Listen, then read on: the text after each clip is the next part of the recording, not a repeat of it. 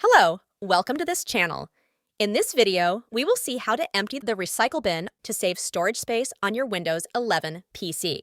Begin by locating the recycle bin icon on your desktop.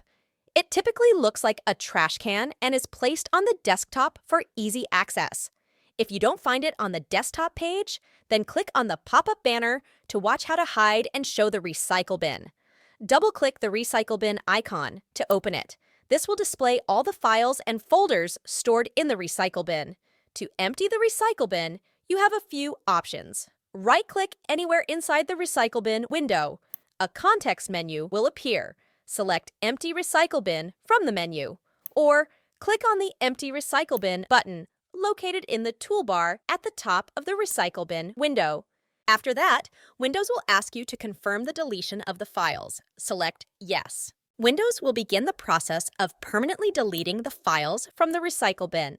The time it takes may vary depending on the number and size of the files. Then, click on the refresh icon to refresh the page. You have successfully emptied the recycle bin.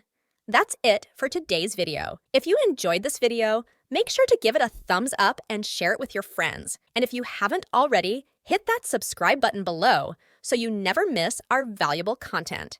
You can also visit our website bestifier.tech for helpful tutorials and more great content.